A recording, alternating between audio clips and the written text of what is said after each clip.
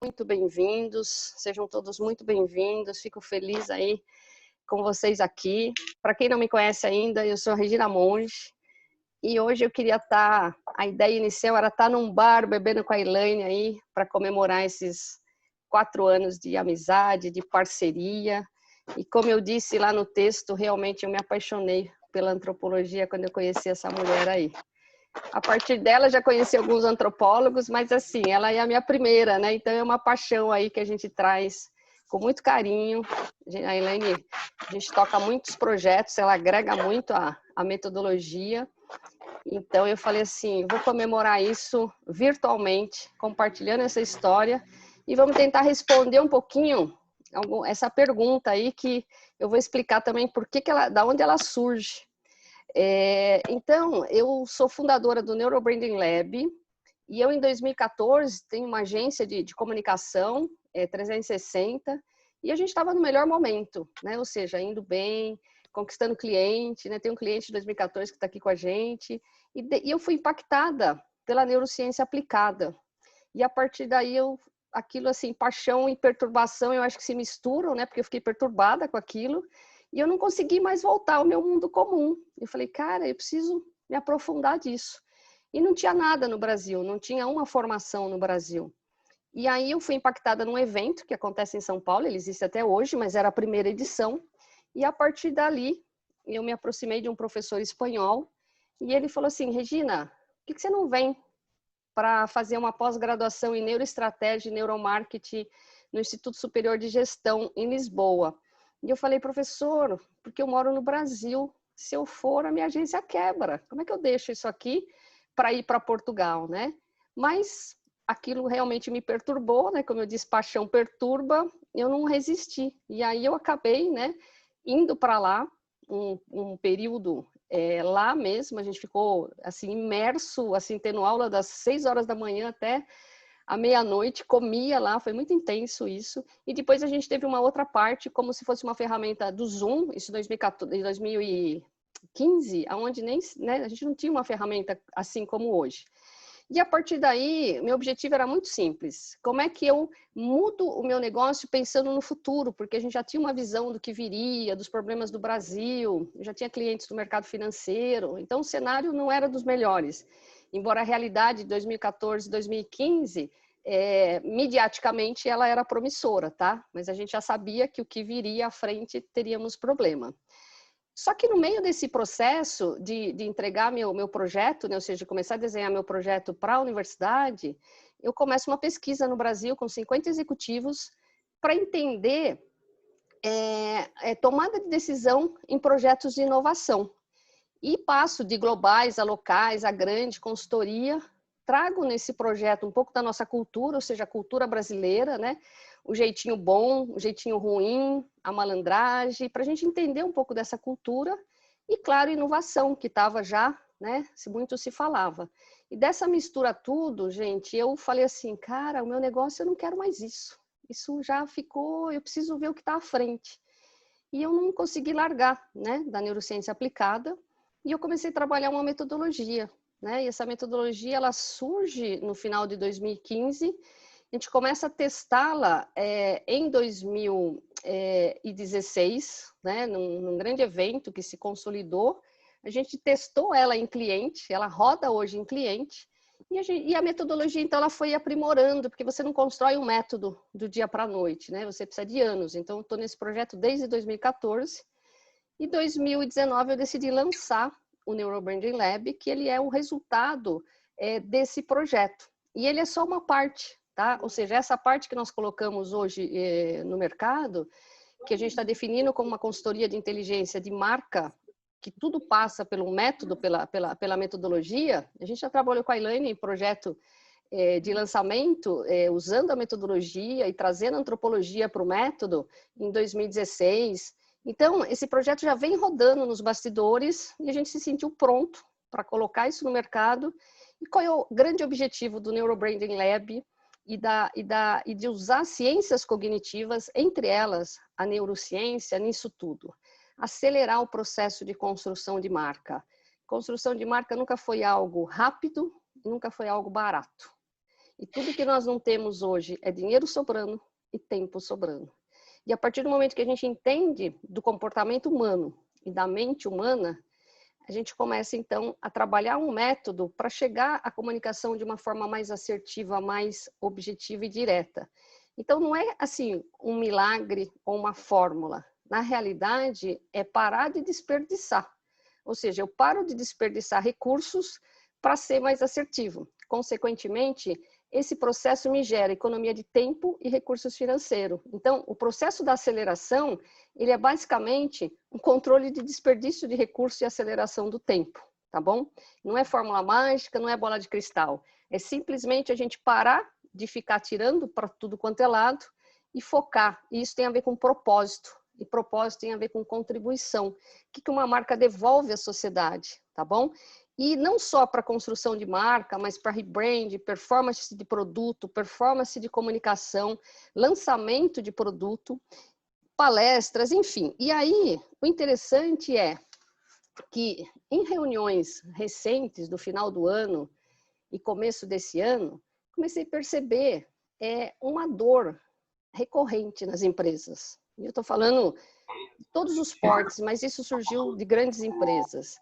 Empresas que têm recurso para pesquisa, que têm recursos na área de marketing, na área de insights, ou seja, o problema dela não é financeiro e falta de recursos. E ela não entende por que ela está perdendo o mercado. E aí, né, a solicitação é, o que vocês podem nos ajudar, porque a gente não está entendendo porque estamos perdendo o mercado. E num contexto que nós temos pela primeira vez na história 5 gerações convivendo em consumo, e quando nós entendemos que a inovação, a tecnologia, né, por detrás da inovação, ela é meio, ela não é fim, onde está o X da questão? Está nas pessoas. Então, nós escutamos falar que pessoas no centro, cliente no centro, ok, mas na prática, a gente está colocando a tecnologia à frente. E aí eu falei assim, poxa, quem mais que eu vou trazer aqui para discutir isso?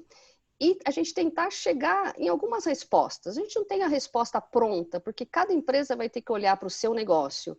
A única certeza que eu tenho, e acho que a Elaine vai compartilhar disso, e talvez muitos de vocês, é que nós estamos vivendo essa transformação digital, e ela é algo tão impactante, mas nós já tivemos referência na história, em outros momentos.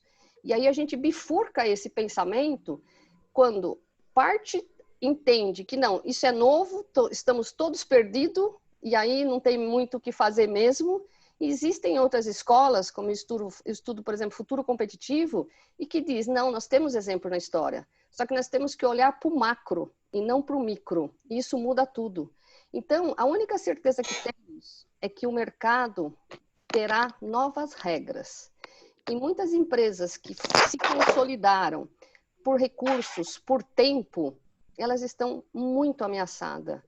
E a partir do momento que você tem dados que 74% dos CEOs estão insatisfeitos com a inovação dentro das suas empresas, e quando nós entendemos que o que trava a inovação é o ser humano, porque o ser humano não gosta de mudança, isso tem a ver com o cérebro, nós temos que olhar e falar, o que nós vamos fazer com essa informação? E aí a antropologia do consumo é essencial para a gente entender isso. Eu acho que é o áudio da Patrícia, eu vou fechar o áudio da Patrícia, pessoal, fique atento com o áudio. Então, Elaine, bom, só um detalhe, né? Então, eu venho de comunicação, venho de marketing, tenho uma extensão de 2 anos de História e Linguagem do Cinema e, mais recentemente, uma segunda pós aí em neuroestratégia e neuromarketing. Elaine, fala um pouquinho de você, né? Essa coisa brilhante que você é, apaixonante, e que você conta um pouquinho rapidamente da tua formação, o que você faz, só para a gente introduzir aqui enquanto está chegando ainda mais pessoas. Então, vamos lá. Bom, eu conheci a Regina, como ela disse, há uns 4 anos. A gente, na época, se eu não me engano, eu ofertei um curso para estimular as pessoas a ter um olhar mais etnográfico.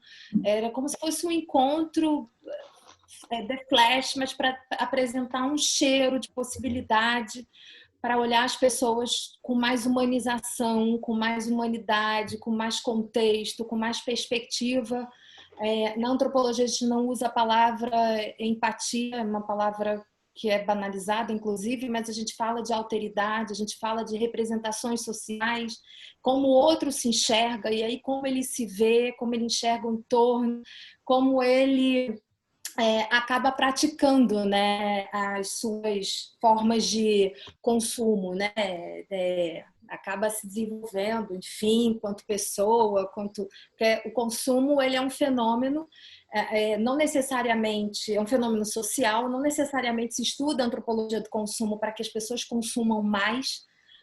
Na verdade, é para que a gente possa entender quais são as motivações, as lógicas de pensamento, como é que esse consumo está inserido no contexto das pessoas, né?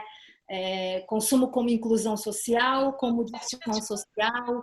O consumo é multifacetado e aí eu vim de uma escola que antes de saber que existia linha de pesquisa antropologia do consumo, eu acho que eu nasci antropóloga. Eu nasci com essa curiosidade atenta, com uma disponibilidade a me misturar, uma curiosidade que não tem fim, a ponto, por exemplo, dos familiares brincarem que eu era uma fofoqueira e que, inclusive, para familiares que não sabiam que existia antropologia, que era 100% do caso, diziam que eu ia ser colunista social, porque eu prestava atenção em tudo, nas roupas das pessoas, como as pessoas, os trejeitos, as técnicas corporais.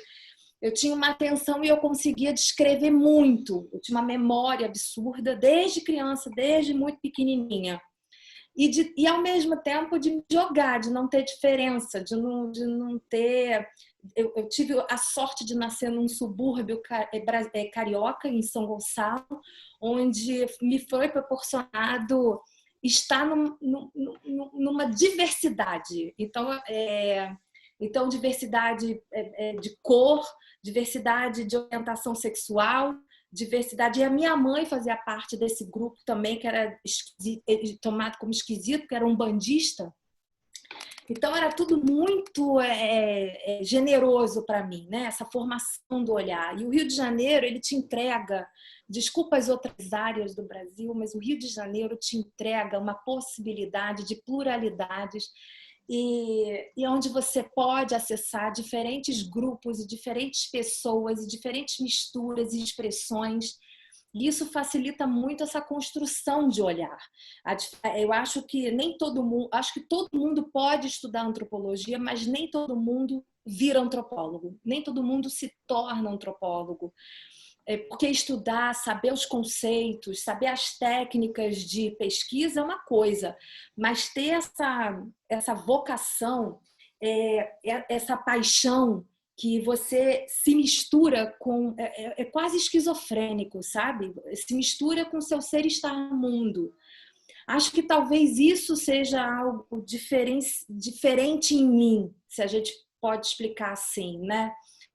Então, eu tive uma formação muito robusta, muito clássica, e fiz ciências sociais no FIX. Já no segundo semestre, eu já tinha pesquisa com o professor Peter Fay, que é um grande nome na área da antropologia, na escola de Manchester. Depois, aí, fui fazer mestrado, doutorado, e tudo ocorreu muito bem. E de alguma maneira, essa interlocução com as empresas aconteceu logo no meu mestrado. Eu, como freelancer e autônoma e buscando, digamos assim, buscando trabalho, job, né? Que a gente, naquela época, eu pelo menos aplicava, eu tinha uma consciência de que eu estava me preparando para um ofício, sabe, Regina? Então eu topava tudo. Então aplicar pesquisa eleitoral para o Datafolha, eu ia. Tinha que pegar trem, que ficava 3 horas no trem para chegar no outro lado da cidade, para aplicar questionário, eu aplicava. E aí eu acho que, de alguma maneira, eu fui conhecendo a pesquisa de mercado pelos bastidores, digamos, pela estrutura. E, ao mesmo tempo, a criar um senso crítico, a ver que determinadas coisas não funcionavam, determinadas coisas eram enviesadas, determinados dados eram extremamente, digamos, duros, não condizentes com a realidade, porque tudo tinha que pertencer a um quadrado, tudo tinha que ter uma formatação. E aí, penso que talvez o fato de você ter se interessado, se encantado e se apaixonado, em grande parte tem a ver com essa forma como eu encaro a antropologia. Eu e alguns outros colegas, eu não sou única nesse processo. Mas também tenho muitos colegas que estudam antropologia, que estão dentro das universidades, mas de alguma forma lidam de uma forma burocrática com a disciplina. A ponto de, por exemplo, de ter batalha de egos, de não primar pelo resultado da pesquisa ou pelos alunos que estão se formando. Então, há uma série de questões que, ao longo do meu processo de formação, eu fui percebendo o que eu quero e o que eu não quero. E fui seguindo os professores. Eu fui stalkeando aqueles professores que eu admirava, que eu conseguia ter admiração no sentido não só no campo de produção, mas estritamente quanto ser humano. Quem eram aquelas pessoas? Porque da mesma forma que eu entendo que a antropologia não é só uma formação, ela é um ofício que se mistura com a gente, com a nossa visão de mundo, com o nosso tratamento, com a nossa perspectiva. Quais são esses nomes que você admira? Peter Frey, tem uma Ana Maria Kirchner, que eu adoro, amo de paixão, trabalha com sociologia da empresa, Laura Graziella Gomes, Marco Antônio Melo, uma enciclopédia da antropologia, ele é comparado ao Google. Eu tive a sorte de fazer graduação, mestrado e doutorado com esse homem, que a gente chama de Melo. Arno Vogel. Ai, nossa, são muitos.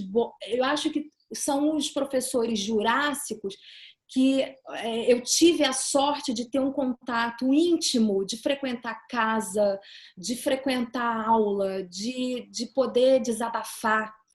Agora, dos mais recentes, tem o Newton Santos, tem muita galera da UF, da Federal Fluminense e da UFRJ, né?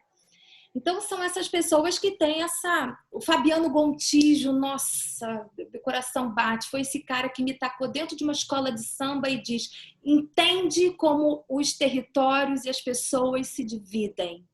E aí me ensinou, me tacou dentro da banda de Ipanema. E durante um ano eu fiz pesquisa com o universo de entretenimento gay para ele. Foi incrível, foi em 2001.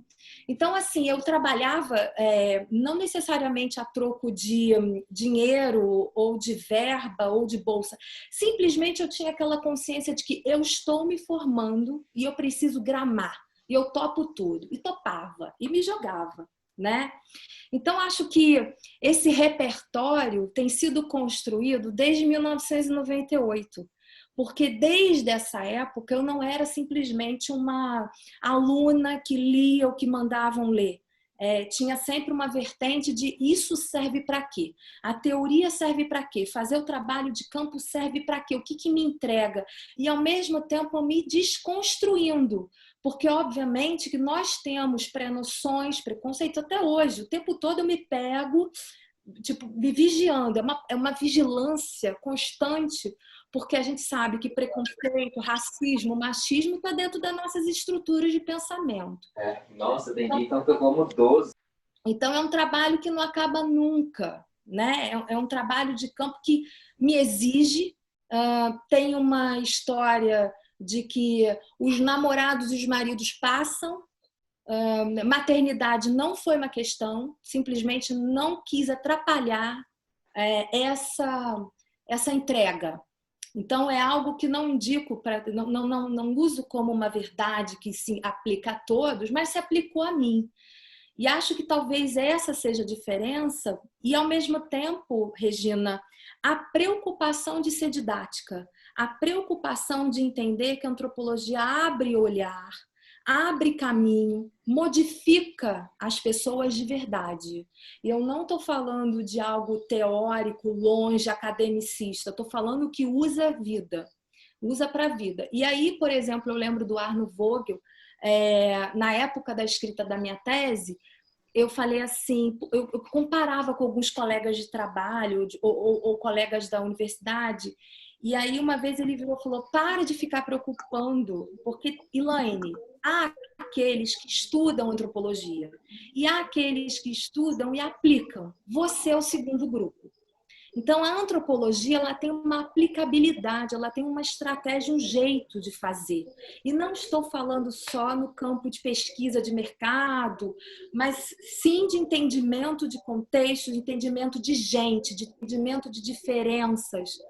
E aí é muito bacana, porque hoje eu estou com 42 anos, 42 anos indo para 43, e é muito bacana porque tem esse espírito velho que parece que tem uma sabedoria de 70 às vezes. E me pego assim, nossa, falando de igual para igual com a minha mãe que tem 75.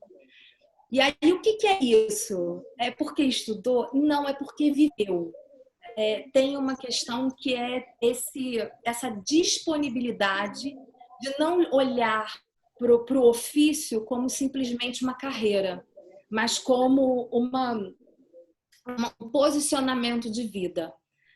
E aí, assim, de novo, não estou dizendo que todos precisam ser com essa intensidade, com essa ciência carnificada.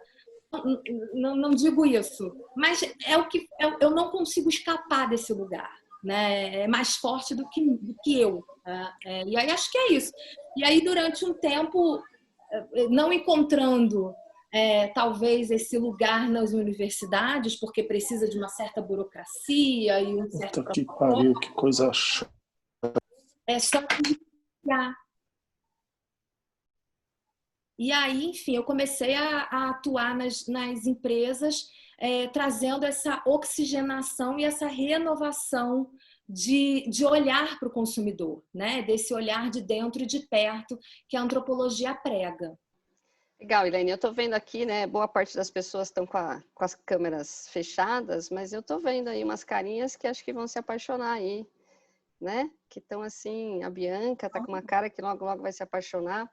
E aí, Elaine, olha que legal, né? Porque quando a gente definiu a metodologia Neurobrand, porque eu acho que ela é legal o pessoal entender o contexto aqui, até para a gente avançar na grande questão aí, é que, assim, partindo do princípio, né, que tudo dentro da empresa está ok, né? Ou seja, a empresa é ética, né? Segue as regras, né? Tudo funciona direitinho, porque senão a gente tem que voltar um passo atrás para entender a cultura. A gente trabalha com 3 clientes, que é o quê?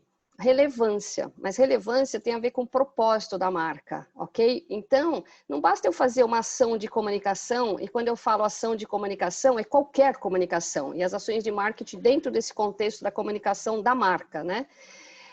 Então, assim, acho que o primeiro exercício o que eu estou fazendo conversa com o meu propósito, primeiro se eu tenho um propósito definido, né? Partindo que a empresa já esteja nesse nível de propósito, senão a gente tem que voltar um pouquinho para trás. O segundo claim é o que a gente chama de coerência, porque o nosso cérebro, ele aprende por repetição. Então, se ele aprende por repetição, acho que tem alguém com o áudio aberto aí, que está vindo uma interferência, não consegui identificar, mas se alguém puder fechar o áudio, o Thiago está com o áudio aberto, mais alguém aí que está com o áudio aberto, se puder fechar, que está vindo uma interferência. E aí, acho que tem mais alguém aí, ó. A Dal, acho que pode fechar também. Isso, o pessoal fecha porque dá uma interferência. E a coerência, ela tem a ver, então, com repetição. A gente aprende por repetição, nosso cérebro aprende por repetição, mas não é repetição da mesma coisa, porque se você repetir a mesma coisa, na verdade, a gente vai fugir dessa informação. E aí é que entra a transmídia, né? Eu preciso dizer a mesma história de várias formas, de vários fragmentos, e sempre em cada ponto de contato com a marca, né? Você fala muito da questão dos pontos de contato.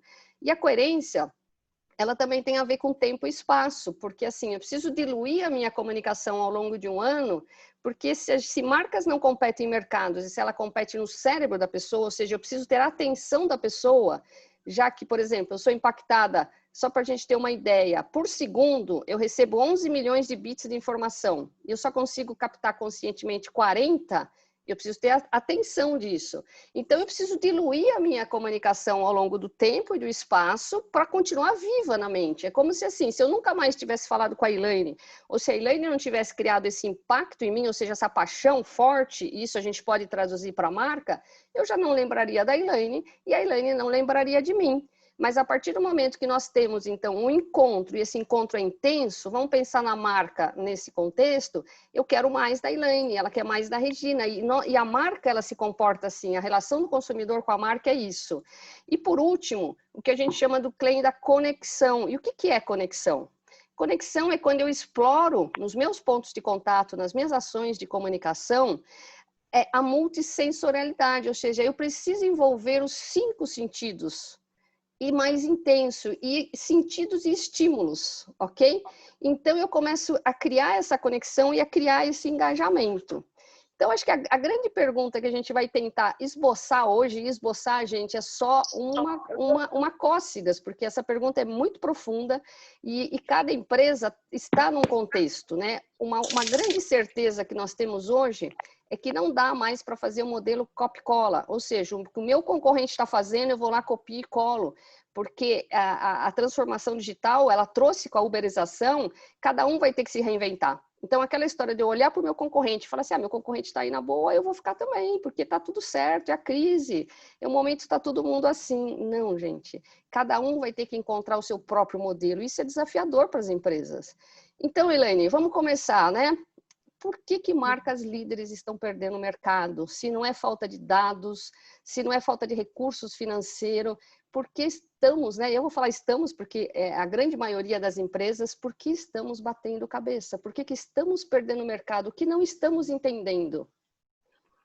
Vamos lá, eu acho que tem aí uma questão que marcas não são simplesmente mais marcas dentro de um campo abstrato. Marcas precisam cada vez mais serem pessoas. Ter alma, ter corpo, ter aparência, ter avatar, ter comportamento. As pessoas, inclusive, dizem, isso não é cara de algo que o Netflix tenha feito. Nossa, mas o Netflix fez isso? Então, as marcas, elas estão cada vez mais, eu acho que isso não é nenhuma novidade. Sendo ser humano, a gente precisa entender desenhar quais são essas estruturas de contexto, onde o lugar. Quem são essas pessoas que consomem essa marca e que fazem parte da marca? No campo, eu estou falando de cliente interno, né? Primeiro tem que ser o interno, né? Primeiro ser o interno, para depois ser o externo. O terceiro ponto é o que faz, como é que ela atua, o que ela diz, porque senão, quando você está falando aí de diferentes mídias, fica só uma vitrine, a moda antiga, onde se colocava lá um monte de produtos, onde se colocava foto das coisas e fica aquela coisa chapada, sem vida, sem ter alma, sem ter espírito, sem ter humor, sem ter opinião, né? A gente está dentro de uma era que a gente vive uma era de uma transparência e cada vez mais as pessoas com a hiperconexão, as pessoas elas têm acesso a uma possibilidade de pesquisa e eu estou falando das pessoas, estou falando de consumidor inclusive, né? De usuário. E aí, essa pergunta sua, empresas grandes, o que elas erraram? E aí eu lembro, o que elas erram? Qual é o desafio? E aí eu lembro há um tempo, cerca de uns 2 anos, a Casas Bahia, Via Varejo, me procurou. E aí um dos diretores virou para mim, contou a história da Casas Bahia. Eu já conhecia, porque a Casas Bahia foi um capítulo da minha dissertação de mestrado lá em 2008, né? Mas, de alguma forma, ele contou assim, Elaine, a gente não sabe mais quem é o pobre brasileiro. Simplesmente nós ganhamos muito dinheiro, nós demos muito certo, nós enriquecemos e nós contratamos, inclusive a nossa agência de publicidade, nós contratamos pessoas incríveis do mercado, incríveis. Pessoas com master fora do país, pessoas com experiências 1000, trouxemos salários altíssimos. E simplesmente essas pessoas, elas não tinham a mínima conexão com o brasileiro, com esse brasileiro pobre do carnê, com esse brasileiro que chegava na Casas Bahia e queria conversar com o vendedor, esse brasileiro que aprendeu a consumir crediário na Casas Bahia, que não, enfim, aconteceu uma ruptura. E a Casas Bahia acabou perdendo espaço para a B2W e para a Magalu. Por que Luísa Trajano é essa potência? Porque ela sabe do povo, ela sabe das pessoas, ela sabe das mulheres. Errando e acertando em algumas questões, ela assume que errou, ela é gente na postura dela, na fala dela. Muita gente no começo sacaneava o sotaque dela de ser do interior de São Paulo, mas essa mulher é um show. E por que ela é um show? Porque ela é de verdade.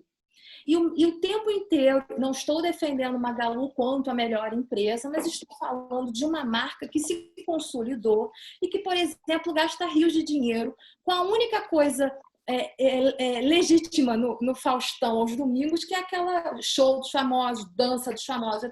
Até a parte do Faustão, que é onde chama atenção para o povo, ela entendeu. Quer dizer, ela, a empresa, e hoje o desafio dela é formar o filho, quer dizer, deixar um legado. Então, a gente está vivendo um período onde as marcas não são simplesmente marcas, mas elas precisam desenhar a sua trajetória, elas precisam nascer, elas precisam crescer, elas precisam criar, não projetos. Eu sinto, Regina, que há uma pressa, inclusive, sabe? De projetos rodarem no Instagram ou em multimídias e de uma forma rápida e conseguir resposta. Então, a gente vê oportunismo acontecendo. A gente agora, no final de semana, teve o final de semana do orgulho LGBT+,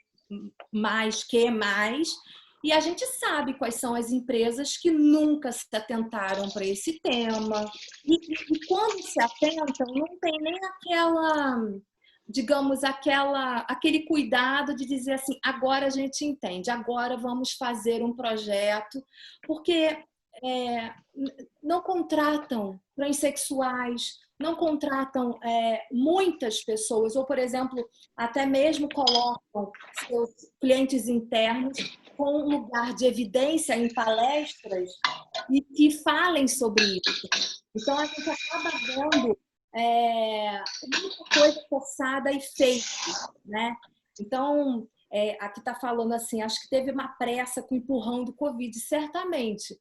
Mas eu acredito que muitas revoltas e muitos cancelamentos, não estou dizendo, não sou a favor do cancelamento, mas eu acho que o medo do cancelamento, o receio de desagradar, e esse medo do cancelamento e o receio de desagradar está justamente pela falta de compreensão do mundo em que a gente está, dos movimentos culturais, dos movimentos sociais, de como o seu target ou os potenciais consumidores estão anos-luz pensando e buscando questões que, de fato, batam no coração deles, né? A gente está falando de confiança, de construção de confiança, a gente está falando...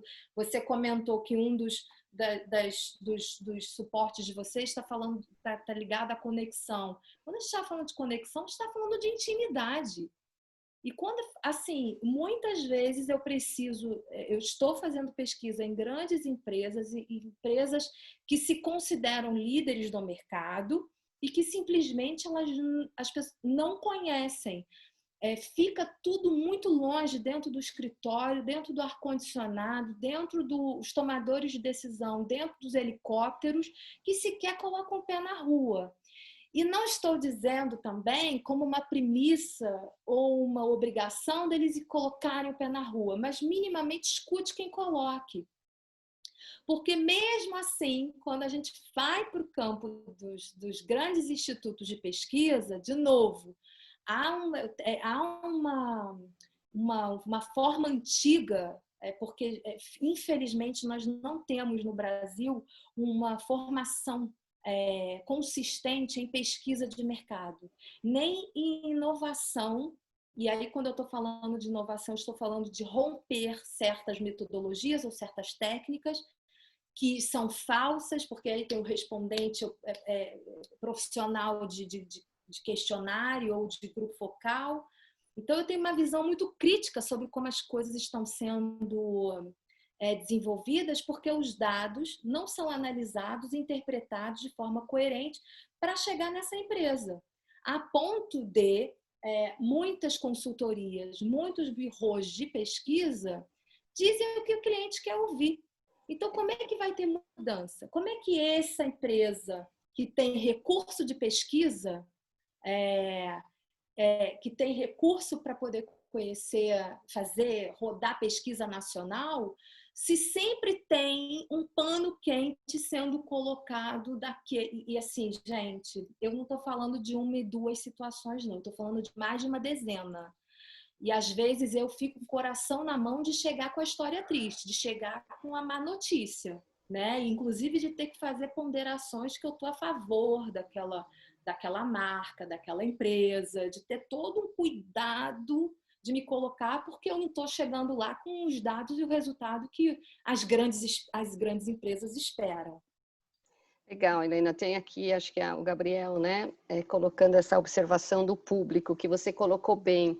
Na realidade, a gente caminha, né, para um cenário de marca onde reputação, a gente vai ter um ranking de reputação. Então, reputação assim vai interferir nas ações, na tomada de decisão do investidor, que a gente acha que está muito distante, mas na realidade isso vai vir forte. Quem falou do Covid aí, né, dizem que o Covid acelerou aí em 3 meses, 3 anos, isso é fato. Mas acho que o grande ponto que você colocou, Irene, é assim, né? Essa interpretação dos dados. Aliás, o nosso talk do dia 14, ele vai falar sobre data-driven. O problema não é os dados. A gente chega em grandes empresas e nós temos o quê? Diversas fontes de captura de dados, né? Então, eu tenho o CRM aqui, eu tenho uma outra ferramenta aqui, então eu tenho um monte de dados. Dados nunca foi o problema, tá? Desde 2000, dados nunca foi o problema. Né? A questão é, eu tenho dados fragmentados que eu não consigo juntar, então, consequentemente, eu não consigo tomar uma decisão, porque cada área está, e na grande empresa, cada área está fragmentada, né? Ou seja, cada um olhando para a sua caixinha. Então, a questão, assim, não é falta de dados, não é a interpretação dos dados, se você olhasse ele numa única fonte, com certeza nós teríamos um bom caminho. Mas quando eu tenho uma fragmentação de dados, quando eu não tenho um dashboard, para unir tudo isso, então, claro que eu fico, então, sem um poder de análise, um poder de decisão. E eu fico o quê? Pensando nesse dia a dia. Eu tenho que pensar no quarter, então, é o resultado, só que assim, eu não estou pensando simultaneamente como é que eu entrego o resultado hoje e como que eu planejo essa organização amanhã, sendo que o amanhã é já, ou seja, o amanhã é ontem.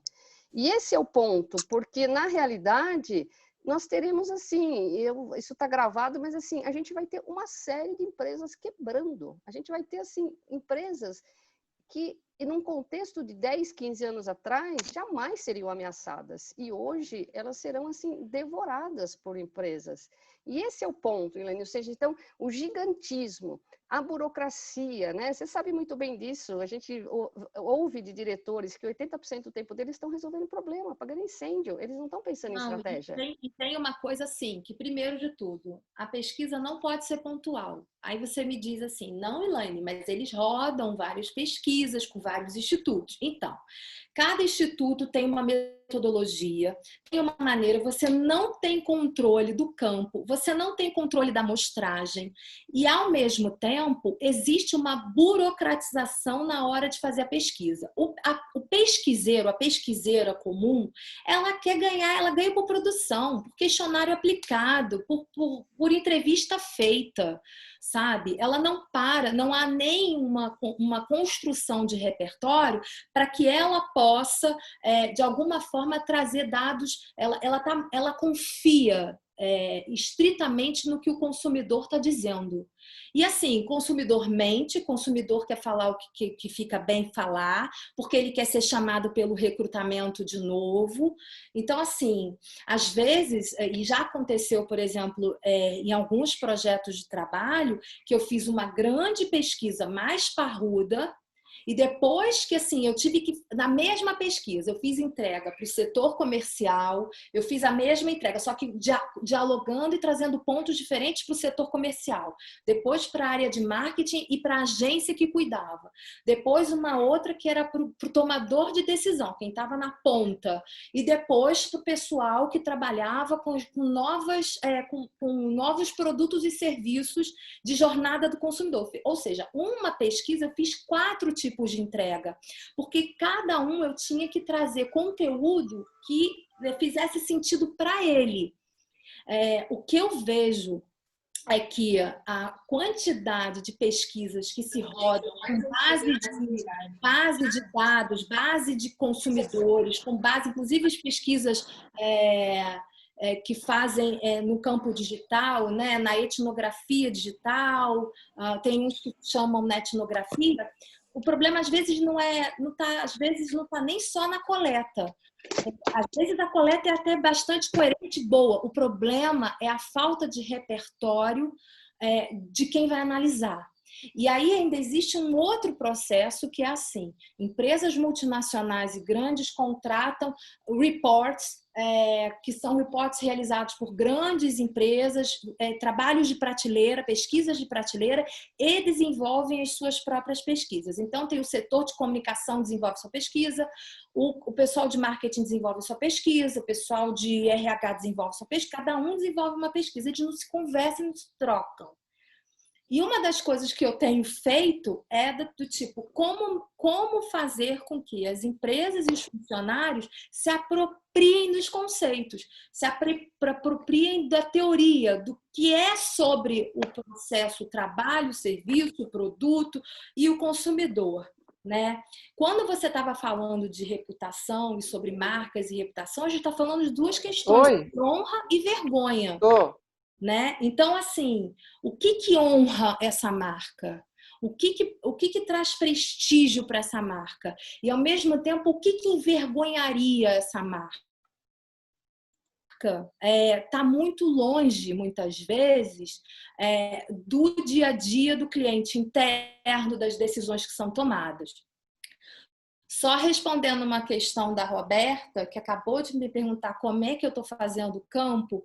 Roberta, eu estou usando os próprios entrevistados para me ajudar. Então, há um trabalho que eu tenho feito no WhatsApp, principalmente no meio do WhatsApp, que é antes de realizar qualquer entrevista ou qualquer imersão na casa do consumidor, eu não vou até lá, mas eu treino essa pessoa para ser os meus olhos. E nós vamos trocando vídeos e impressões sobre a vida, sobre o que nós estamos passando, qual é o tema. Então, ser uma pessoa única nas redes sociais, ser acessível, estar com o meu WhatsApp, que é único, disponível a todas as pessoas, a responder essas pessoas, a criar vínculos de confiança, tem me ajudado a criar relações de amizade ou relações minimamente próximas para que eles possam me ajudar. E tudo é feito na maior absoluta transparência. Ele precisa ser o meu olho. Então, quando ele é o meu olho, eu explico para ele o que eu preciso encontrar, ele me entrega até muito mais do que eu precisaria.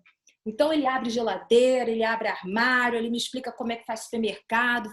São várias situações em que a gente vai construindo esse vínculo. Então, não é simplesmente bater a meta, fiz X entrevistas e só teve aquela conversa, aquele diálogo. Tem foto para lá e para cá. Às vezes, as pessoas têm a dificuldade, como o Airbnb no começo, as pessoas tinham dificuldade para arrumar o quarto ou o apartamento que estava sendo alugado e fazer as fotos certas, né? As fotos. Então, eu passei a ensinar as pessoas a fotografar. Eu fiz igual o pessoal do Airbnb, imbuída por esse case. Então eu falava assim, tira foto de onde você trabalha. Aí a pessoa tirava foto assim da mesa. A gente perdeu um pouquinho a Elaine aqui. Entendeu? Então é acessível a Elaine, a gente está perdendo um pouquinho o seu áudio aqui. trocar. A gente está perdendo um pouquinho o seu áudio aqui. Mas acho que a Elaine tocou num ponto, né, que tá... Elaine, a gente tá perdendo um pouquinho o seu áudio. Mas a Elaine trouxe um ponto aqui, pessoal, né, que está lá nas questões, que as startups, por que as startups estão, né, fazendo aí uma grande transformação? Porque a gente tem visto executivos, a gente tem 10 minutinhos, Elaine. As startups têm agido de uma forma onde alguém entra, e eu tenho acompanhado alguns executivos de grandes empresas que estão migrando para startups, né? E eles chegam e dizem assim, nossa, eu achei que eu sabia tudo e eu não sei nada. Por quê? Porque lá eles têm que ser multitarefas, ou seja, ele não tem a caixinha dele, ele tem que estar em todas as caixinhas, porque acima de tudo tem o cliente. Então lá eu não sou mais um profissional de marketing, eu não sou um profissional de vendas, eu não sou um profissional de finanças, eu sou um profissional voltado ao cliente. Né? Uma empresa existe para servir o cliente, seja ela um produto ou um serviço. E isso nas grandes empresas é muito encaixotado, é muito departamentalizado. Então é o que você disse, né? Essa burocracia. E é isso que está fazendo com que as empresas não caminhem. E lá nós temos 10 minutinhos, e aí eu não quero perder um momento com você, só o áudio que ficou um pouquinho agora no final. Agora voltou? Voltou. Para a Então gente vamos lá. ir encerrando por aqui. Só para criar uma metáfora, que eu adoro falar isso, e principalmente quando eu atendo a banco, né? Um banco e cartão de crédito, adoro atender a área financeira. O banco é como se essa grande empresa ela fosse um Titanic, né? Então ela tá lá, ela é o Titanic, ela tá vendo o iceberg, mas ela é tão grande, ela é tão robusta, ela é tão burocrática, ela é tão forte, ela é tão robusta que ela tem pouca margem de manobra. E as fintechs hoje, gente, é o bote do Greenpeace. Então pode não criar tanto barulho no sentido das realizações, mas de alguma forma incomoda, consegue fazer um barulho absurdo, consegue criar uma nova dinâmica de pensar manobra, de pensar marca, de pensar em serviço, produto, que pode crescer. E aí, assim, algumas empresas grandes, inclusive, estão criando startups dentro da sua própria empresa, e aí chamam de núcleos de inovação e tudo mais, para que haja uma experimentação. Mas mesmo assim, dentro do Titanic, há uma resistência muito grande dessa cultura das fintechs e cultura dessas startups, que é a ideia do aprender no erro, né? Aprender no beta, né? É compreensível, não estou dizendo também que todas deveriam fazer isso, mas de alguma forma as experimentações servem para a gente poder renovar, pelo menos as nossas crenças, né? E pensar em novos horizontes, que é isso que às vezes está faltando na tomada de decisão.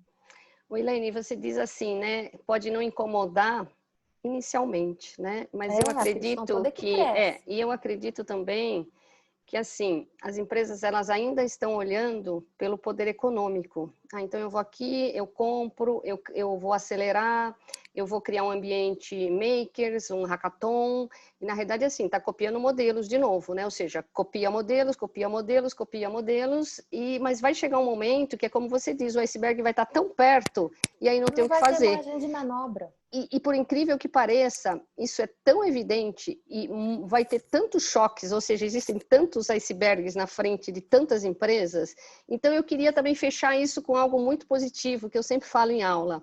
Eu não sei, Elaine, mas acredito que também, eu acredito muito no Brasil. Eu convivi com estrangeiros nessa formação em Lisboa, e eles olham para cá e eles veem isso aqui com o copo cheio. Eles falam assim, quem me dera estar no Brasil que tem tudo para fazer. E nós aqui, a gente acha assim, puta, que merda de país, que tudo dá errado, é corrupção, é isso e aquilo, é aquele esse sufoco, né? Mas se a gente mudar mindset, porque eu acho que a gente tem um problema sério de mindset, e nós entendermos que é o seguinte, cara, tem tudo para fazer aqui. E eu posso fazer, seja na minha empresa, transformando ela, sendo um evangelizador para abrir portas nessa empresa, porque a transformação ela tem que vir de cima para baixo, mas lateralmente eu posso evangelizar isso, levar para o meu departamento, enfim, ou empreender também, né? Por que não? Porque hoje o momento é propício para isso. Então, eu acho que a gente tem que pensar no Brasil como uma grande oportunidade, virar essa chavinha na mente nossa de acreditar que é possível. Eu, quando comecei esse projeto, eu não imaginava a proporção que ele viria, né? A gente está colocando só uma parte no mercado, né? Aos poucos a gente vai colocando o restante e já está chamando atenção. Então, pessoal, quem quiser contato com a Elaine, @Elaine, chama ela lá, manda uma mensagem, quiser contratar pesquisa quiser contratar a pesquisa da Elaine, assim, é fantástico. Quiser conhecer mais do Neurobranding Lab, né, todas as ferramentas que a gente tem para acelerar a construção de marca, performance de produto, acompanhe as redes aí, a gente vai estar com o talk de cada 15 em 15 dias, a próxima semana é Data Driven. E, pessoal, sempre me pedem, né? Assim, eu já vi isso em eventos e eu falei, eu vou tentar fazer aqui para testar. Então, é um beta também, né? A gente tem que testar o tempo todo. A gente disponibilizou lá um Excel. Para quem quiser colocar, quiser trocar entre vocês, entra lá, coloca nome. Pessoas também pedem certificado. Então, a gente criou um certificado. Entra lá no Excel, diz, eu quero o certificado que a gente vai enviar. Essa relação de network, porque assim, se a pessoa, se somos pessoas, não tem B2B, gente, é pessoas, ou seja, nós aqui podemos ser cliente, podemos ser consumidor, mas o tempo todo a nossa relação é com pessoas. Se é com pessoas, network é a chave. Né? Eu conheci a Elaine, desse encontro virou uma paixão, literalmente. Em algum momento, no início, eu não tinha como trazer a Elaine para os projetos, mas a partir do momento que eu consegui, o desafio era convencer o cliente, mas a partir do momento que o cliente começa a entender isso, hoje, antropologia faz parte do ferramental da metodologia, né? Lógico que não são todos os projetos que a gente consegue colocar antropologia, mas a questão é assim, é abrir a mente para as possibilidades, né? E enxergar cada um de nós como pessoa, como marca pessoal também, o que nós podemos fazer. Ou seja, nós estamos num momento, e o Covid traz essa aceleração, que a gente pode mudar a nossa realidade, a gente pode mudar o mundo. Então, gente, o convite é esse. Elaine, suas palavras finais. E acho que mais do que fazer pesquisa, às vezes o meu trabalho é de fato de motivação e de inspiração. É de dizer assim, o que está pegando, né? Porque às vezes o mecânico das empresas e das pessoas estão sempre em olhar a pesquisa. Às vezes eu falo assim, vamos parar de fazer pesquisa e vamos analisar? Me dá um mês, me dá esse material que você tem, vamos analisar. Deixa eu trazer um pouco porque do que eu sei, do que eu já vivi, porque são muitos anos fazendo essa atualização, esse crescimento, e às vezes as pessoas acabam virando, eu até brinco, eu falei, gente, parece quase ser uma antropologia da autoajuda. Porque trazer o lado humano, às vezes é falar questões que me parecem óbvias, e que são óbvias para as pessoas quando elas são CPF, mas elas não levam isso para o campo do CNPJ. E hoje a gente mistura muito essas estações, né? Não porque a gente é o nosso trabalho, mas é que em muitas esferas a gente tem esse senso de realização, a gente tem essa construção de honra, né? Ligado ao que a gente realiza, né? Dá um orgulho danado quando vê algo alavancando e as pessoas felizes e as pessoas satisfeitas, ou com uma peça publicitária, ou com um serviço, ou com uma mudança que acontece e que você de alguma forma contribuiu. Mas assim, a mudança começa na gente às vezes, né? Oi, Elaine, não tem CNPJ, tem um conjunto de pessoas representando a empresa. Todo mundo misturado, da mesma forma que não dá para separar on e offline, é um contínuo, né? Enquanto a gente está aqui, a gente também está em outros lugares, no Instagram, no LinkedIn, sendo a gente. Então, esse controle da nossa fachada pública, e aí a gente tem exemplo de alguns influenciadores que pisaram na bola e pisam na bola, algumas marcas que também estão, né, tentando entender porque essa terra de internet ainda é uma terra de Marlboro. A gente ainda está aprendendo, né? E aí o aprendizado é com o erro dos outros, porque assim, dizem que o inteligente aprende com o próprio erro, né? E o sábio aprende com o erro do outro. Então presta atenção em quem está errando, né? E que de repente está repercutindo e começa a trazer, inclusive a própria antropologia, a gente estuda os antropólogos que erraram. Não é só quem foi lá na tribo, ou enfim, aí acertou, fez tudo certo, e aí desenvolveu teoria. Nada, a maioria no início da nossa construção de ciência errou e errou feio, né? Mas a gente vai evoluindo e progredindo no sistema de flexibilização, de entender, de olhar agora a internet como um campo muito fértil, né? Oi, Ilane, e uma coisa interessante, né, que marca, né? Marca vem de marcar, né? Lembra dos cavalos lá? E aí, o que nós deixamos na internet são rastros, são pegadas, são marcas que constroem a percepção, ou seja, a percepção de nós, pessoa física, como marca, ou a percepção do conjunto de atitudes da empresa humanizada, porque humanização, sim, é uma tendência de marca, né? E as marcas, como você disse tão bem, além disso tudo, as marcas têm que ser espiritualizadas. Esse é um desafio gigante, né? E as causas se tornarão maiores que as marcas que conhecemos. Então, as empresas, elas têm que sair dessa zona cinza, né, dos tons de cinza, se posicionar, mas ter sentido, aquilo conversar com o propósito, né? Coerência total. Mas vai chegar um momento das causas serem maiores que as marcas, e as marcas então terão que estar subordinadas às causas. Isso é um momento que ainda vem.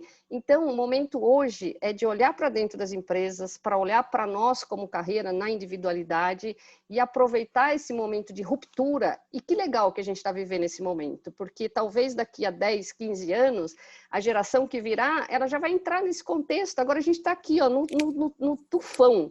Então, assim, ter consciência que estamos nesse tufão e poder sair dele com uma visão de transformação, eu acho que é o grande legado que a gente tem que sacar e fazer essas mudanças nas nossas individualidades ou nas nossas empresas, seja ela que a gente está liderando ou que a gente está conduzindo. Regina, e dentro desse trabalho, assim, dessa perspectiva e desse posicionamento, eu não esqueço quando você me convidou para fazer a palestra no Neurobusiness Summit, né? E chegou uma hora que eu não aguentei, eu fiz uma provocação na plateia, né? E eu perguntei quantos aqui das suas empresas prestam atenção na diversidade, contratam pessoas diferentes. Aí uma penca de gente levantou a mão. Eu falei, nas reuniões, essas pessoas falam e mais, essas pessoas são ouvidas? E aí ficou aquele silêncio. Então, a gente está falando aqui que não adianta, quando a gente está falando de diversidade, das muitas diversidades, de criar cota, de fato entender que a gente aprende na diferença. A gente só constrói um ser humano melhor, um profissional mais capacitado, com mais repertório, se a gente se joga na diferença. Foi isso que eu aprendi na antropologia e é isso que eu faço todos os dias. A ponto de, você precisa ir em um pagode em Irajá. E eu digo, vou, mas sem marido, para poder eu ficar mais à vontade. E aí você precisa, tudo que me mandam, você precisa comer a coxinha, eu vou comer a coxinha. Você me leva? Então, essa disponibilidade e essa energia de doação é o que faz a gente, de alguma forma, contribuir para essa construção de menos desigualdade, porque quando a gente está falando de igualdade, não é sobre diferença. A gente está falando sobre conexão, sobre a gente não enxergar a diferença. Quando você chegar ao ponto de não conseguir enxergar a diferença, fazer um esforço para enxergar a diferença, é que você está no caminho certo, é que você está, de alguma forma, se modificando e se transformando. Isso aí. Elaine, gratidão pelo convite. Imagina, pessoal, gratidão por vocês estarem aqui. Acompanhe aí, os talks acontecerão a cada 15 dias. Beijo, Roberta. E um beijo para vocês, assim, valeu. Grande beijo a todos. Beijo, gente. Elaine, linda. Acabou? Acabou, vou desligar aqui, tá bom? Super beijo. Mas as pessoas estão tudo olhando a gente. Porque eles estão saindo aos poucos. A gente não vai, a gente vai deixar aqui. Tudo vendo a gente, gente. Agora já é making off aqui. Making off. Making off Eu pode. fico sempre achando que eu falo obviedades, mas eu espero que eu tenha... Making off pode falar, gente, pode falar. Maravilha. Eu vou agora dar atenção ao gato que tá gritando. Isso, vai lá. Super beijo. Eu vou desligar aqui. Tchau, Mir. Tchau, Elaine. Ó, gratidão. Tamo junto aí sempre. Beijo.